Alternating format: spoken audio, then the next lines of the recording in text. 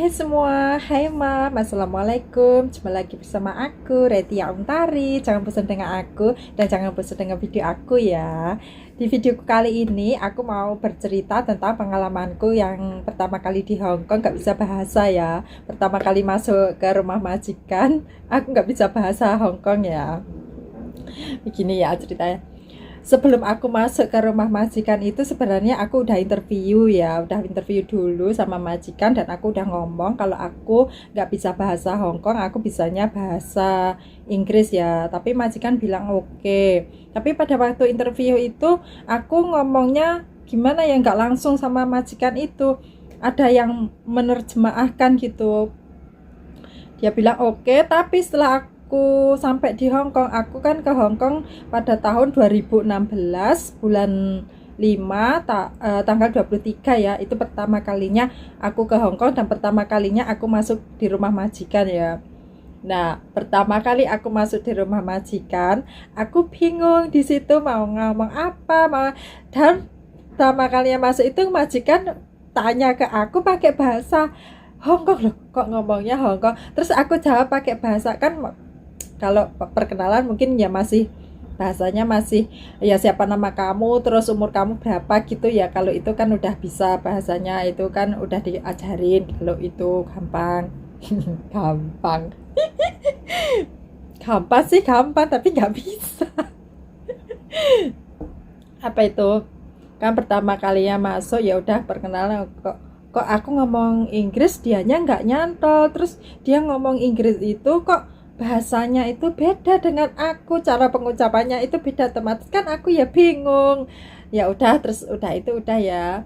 Udah itu besoknya lagi kan aku baru datang itu nggak langsung kerja ya. Ya udah masih beresin barang-barangku gitu ya. Terus besoknya aku udah mulai kerja, udah mulai aktif itu ya, udah mulai komunikasi.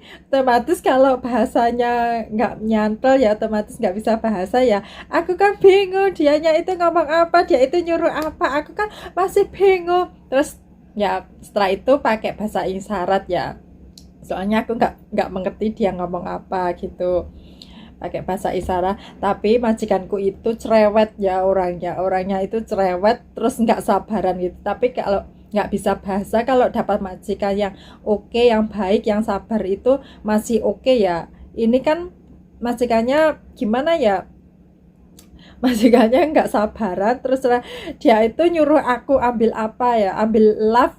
Aku ingatku suruh ambil lap gitu ya, tapi aku ambilin pel-pelan. Ya ampun, dia kenapa dia itu geleng-geleng kepala, terus dia langsung apa itu, dia langsung ngomong sendiri. Aku nggak tahu dia ngomong apa, soalnya kan aku nggak tahu bahasanya. Ya udah, aku santai aja, aku cuek aja, karena aku nggak tahu kamu itu ngomong apa. Kalaupun aku mengerti, aku tahu, pasti aku sakit hati kamu ngomong ini itu. Ya untungnya itu aku nggak tahu dia ngomong apa. Setelah dia kan ngomong terus gitu ya, untungnya aku nggak tahu. Ya udah, aku biarin, aku cuekin aja gitu ya. Terus tapi kalau nggak bisa bahasa itu ya gimana ya, susah juga, sakit juga ya. Soalnya apa, kalau disuruh ambil itu salah, kalau disuruh ambil ini diambilin itu. Terus gimana ya, kita nggak bisa menyesuaikan diri, penyesuaikan diri pun juga susah, soalnya bahasa juga kurang baik ya, apalagi majikannya cerewet ya. Pokoknya pas pertama kali masuk di majikan itu ya, majikannya cerewet, terus nggak sabaran. Sekali dia ngomong aku harus bisa, kan aku juga harus butuh waktu untuk belajar bahasanya itu. Tapi dianya nggak mau mengerti, dianya setiap hari marah-marah terus. Tapi ya udah, aku biarin dia ngomong apa, soalnya aku kan juga nggak ngerti dia ngomong apa.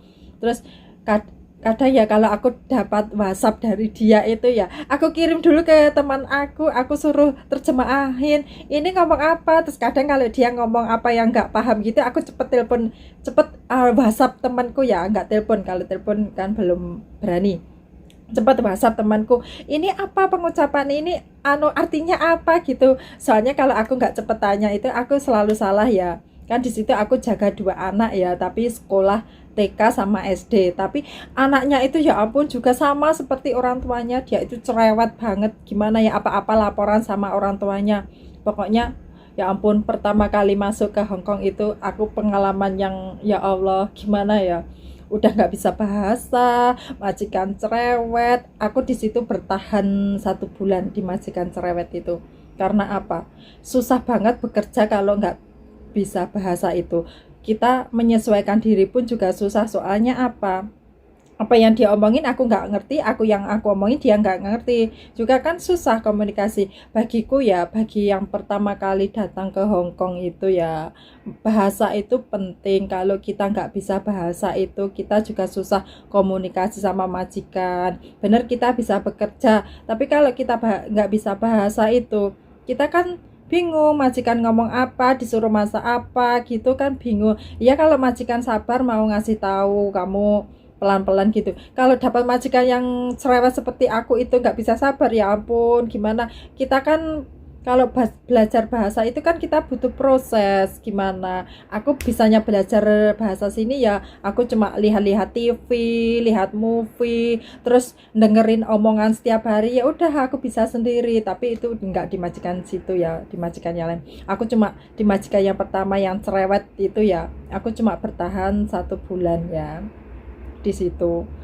Ya, pengalamannya sangat gimana ya, nggak bisa terlupakan. Pertama kali ke sini nggak bisa bahasa sini, ternyata susah banget. Kalaupun ke pasar itu kan, kalau beli juga pakai, kalau di pasar sini kebanyakan kan itu pakai bahasa sini ya. Ya, ya udah sering salah gitu loh kalau disuruh diajak ke pasar gitu. Sedangkan gimana ya, majikan kadang nggak sabar ngasih tahu ini bahasanya gimana. Dia maunya yang instan, maunya yang cepet gitu ya. Sementara ya ampun, nggak bisa bahasa itu, aku bagiku menyakitkan banget.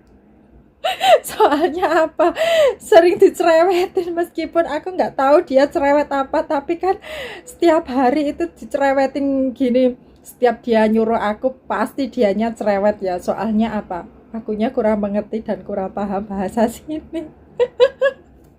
Aduh, bagiku ya, yang bagi pemula, kalau bisa belajar dulu bahasa sini kalau ingin ke Hong Kong. Karena kalau nggak bisa bahasa sini, ya ampun, bener menyakitkan banget. Banyak sakit hatinya. Karena apa, pasti ya kalau dapat majikan baik, kalau dapat majikan yang cerewet seperti aku itu ya, setiap hari kalau ngomong salah, dianya ngomong-ngomong sendiri, bener aku nggak tahu bahasanya, tapi kan di sini sedikit sakit. Kalaupun tahu bahasanya, kalau tahu bahasanya malah sakitnya banyak sekali ya mungkin. Ya begitulah cerita pengalamanku ke Hong Kong yang nggak bisa bahasa. Pertama kali datang ke Hong Kong nggak bisa bahasa ya.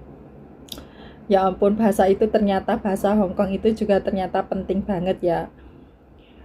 Tapi asik juga ya kita bisa belajar bahasa Hong Kong gitu.